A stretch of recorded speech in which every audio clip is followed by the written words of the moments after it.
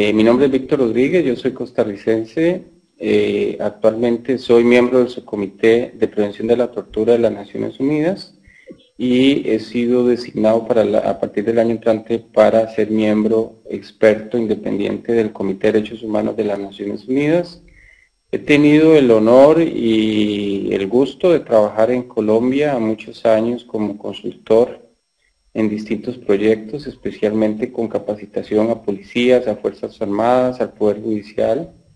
Y actualmente estoy apoyando un proceso para una política pública en derechos humanos y derecho internacional humanitario, concretamente con una conferencia sobre derechos humanos que se va a celebrar a partir del 12 de diciembre.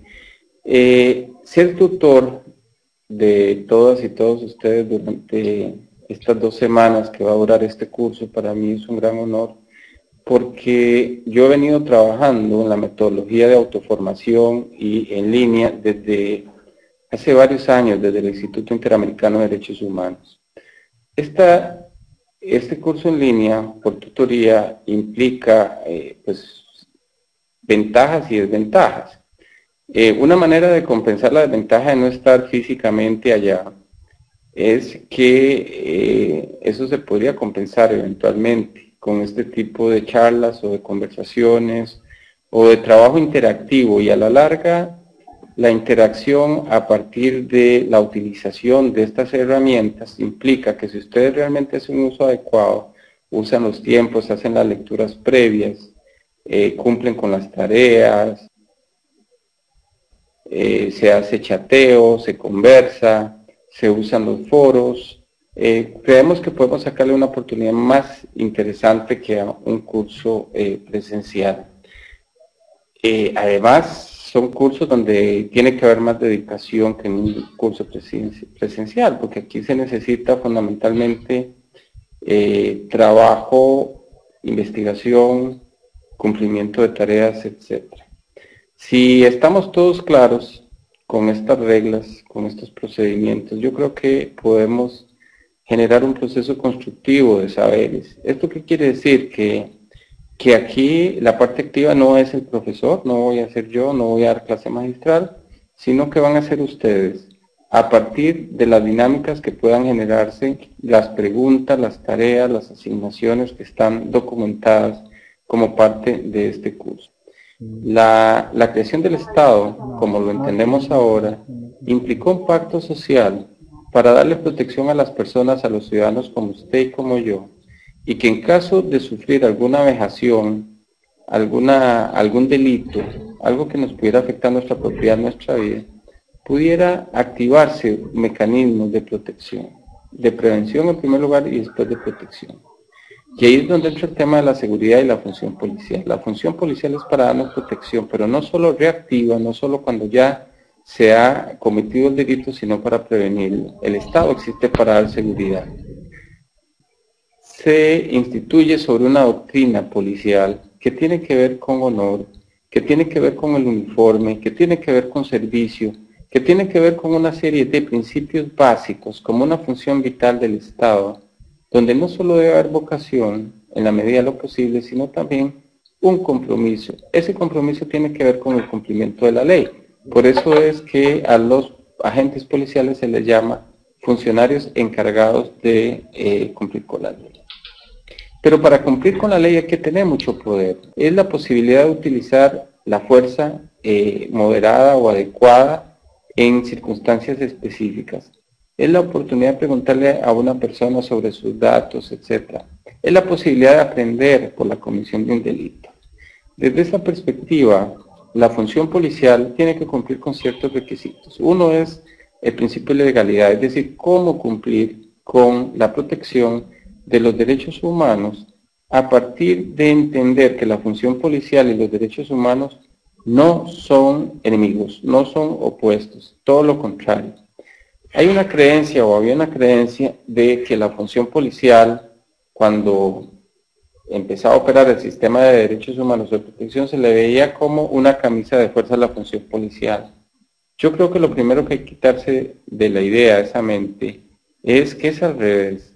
Si la función policial se origina, se instituye a través de un mecanismo de protección de derechos humanos, entonces los agentes policiales, con ese conocimiento operativo de los derechos humanos, pueden utilizar la fuerza de manera adecuada. Seguridad en el uso de la fuerza, yo creo que es la peor recomendación que se puede dar a un funcionario encargado de hacer cumplir la ley. Pero al tener tanto poder, los funcionarios policiales se pueden ver tentados a que por dádivas, por corrupción, etcétera, dejen de cumplir con la función policial, es decir, se hagan de la vista gorda y permitan cosas, es lo que se llama la responsabilidad por omisión, se deja de actuar para que cosas ocurran, o peor aún, la violación por acción, es decir, cuando se hacen actividades policiales de carácter ilegal que no están justificadas a partir de probablemente actos de corrupción. Entonces, ante esas realidades que tiene o nos rebasa de problemas estructurales que no se justifican, pero que de alguna manera puede haber una incidencia en condiciones laborales adversas en que trabajan muchas veces los agentes policiales, mal pagados, poco salario, no tienen un proyecto de vida adecuado, etc. El riesgo cotidiano a ser víctimas del crimen, concretamente el crimen organizado, esto ha generado riesgos de corrupción, riesgos de tráfico de influencia. Y desde esa perspectiva, Naciones Unidas creó un código de conducta para funcionarios encargados de hacer cumplir la ley. Este código de conducta o código de ética, lo que nos da es un catálogo de ciertos principios que deben de respetarse para entender que la función policial trasciende, que la función policial es una responsabilidad muy grande y que hay que cumplir con estos principios, que se llaman códigos de conducta, que se llama código de ética y que hace parte con efectos de riesgo y de responsabilidad del funcionario.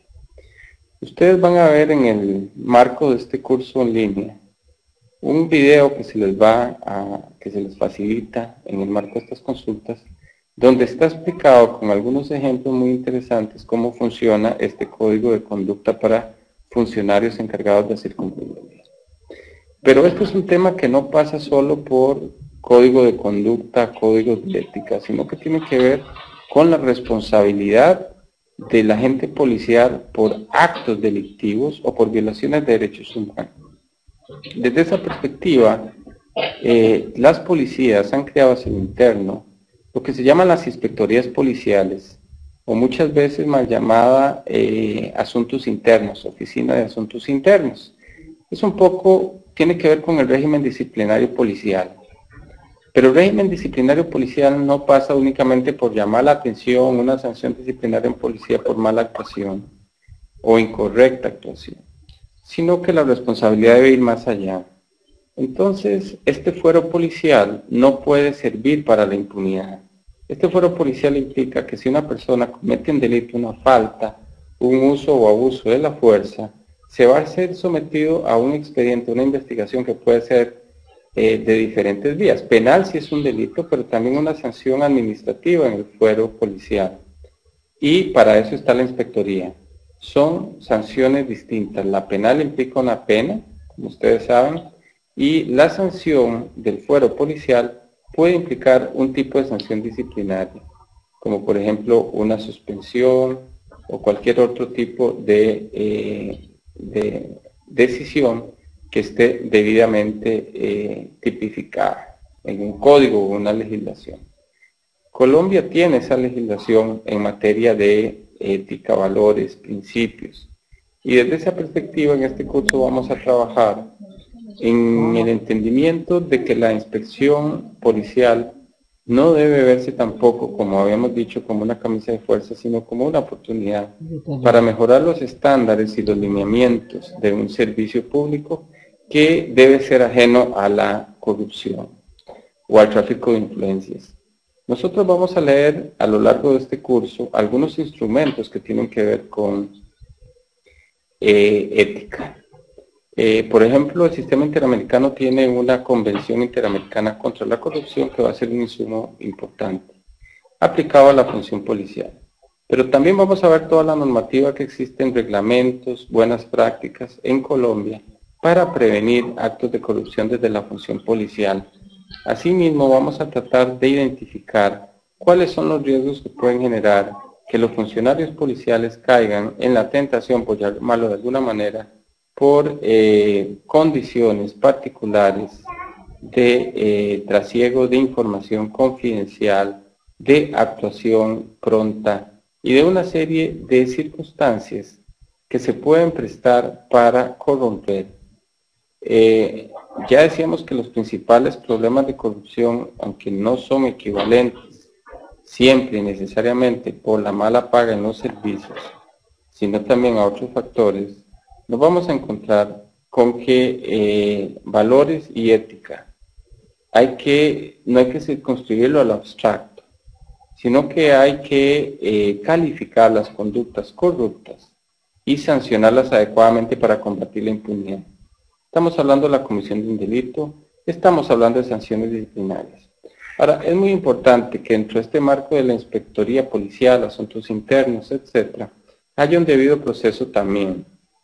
En otras palabras, los estándares de combate a la impunidad implica que cualquier persona acusada por algún tipo de falta, así sea administrativa, de carácter ético, etc., también tiene que seguírsele un proceso adecuado, un proceso donde va a tener debida defensa.